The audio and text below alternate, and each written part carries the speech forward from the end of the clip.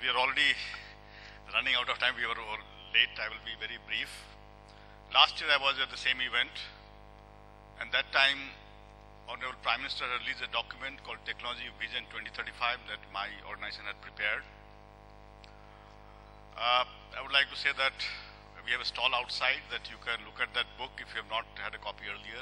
Of course, it's also downloadable. Last 1 year, that vision that we have set for India, what we want to be next 20 years, we're also developing roadmaps to achieve that vision. And there are 12 roadmaps we are preparing, 5 of that we have released, and rest 7 we are going to release this year. Now, why I wanted to mention this was that we had done a similar exercise 20 years back. In 1996, we had released what was called Technology Vision 2020. When we preparing this new document, we wanted to look back to see that what we had visualized for India to be 20 years back and where do we stand today. And what we find is that there are sectors where India has galloped. It has gone beyond what we expected.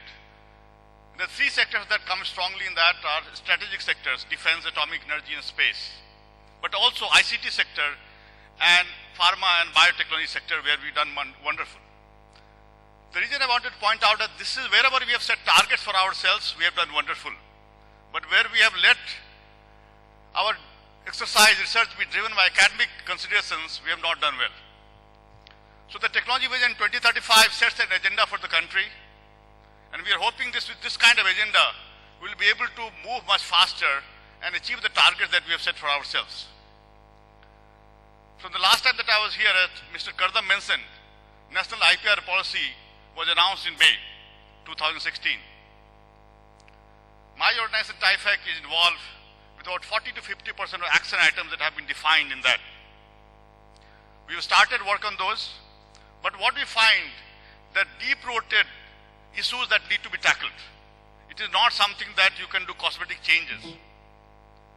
Thanks to our Prime Minister, who is willing to take any step to make sure that we achieve the targets that we set.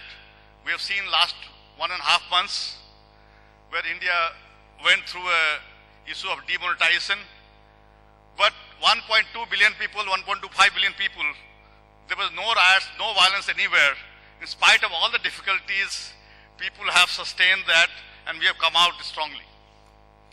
So I'm hoping that the Prime Minister, I know him for the last 2 decades nearly, will be willing to take any step that would be needed to achieve the targets set in National IPR policy, the targets that we set in Technology Vision 2035, the commitments we have made for Sustainable Development Goals 2030, and the climate change commitments that we have made to the world.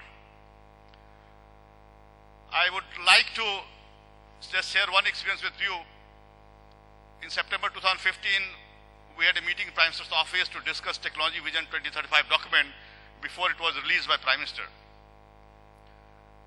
The only consideration of Prime Minister's office at that particular time, the only thing they wanted to know was that how well we are doing in terms of patents. So they didn't ask any other question. They only focused on our activity related to patents. That shows the seriousness of the Prime Minister and his office directly. And National IPR policy following that is a good step along that direction. With DIPP together, TIFAC and DIPP are working together on many things, including a program to create trainers. I would like to also mention that we run a program to train women with mid-career break. We give them 1-year training in intellectual property right. Some of them are present here, some of them will be making presentations here. We have completed 7 batches of them, more than 400 we have trained. Many of them are very successful. Every time I come across patent attorneys' offices, they tell us that they value that program very much. 8th batch is going on right now, we'll finish that. 9th batch has been announced, and we have a last date for applying, we have extended to 24th January. Why I wanted to mention that? Because last time when I was here, and today I'm here, in between, we received President's Award for that program. Now what we are doing is that actually we are taking these women and training them as trainers, and with DIPP we are actually planning to have nearly 3,500 awareness programs related to IPR in next 2 to 3 years. So more than 1,200 awareness programs. So you can imagine that every day nearly 4 awareness programs all over the country, and these women are going to play a major role in this. Secondly, what we are doing is that there are issues related to science research, the academics, the way we evaluate our researchers, that needs to undergo change. All of this is being discussed under the National IPR policy. We have set up task forces, and as I said that nearly 40 to 50% action items my organization involved, sometimes directly through DST or sometimes through DIPP.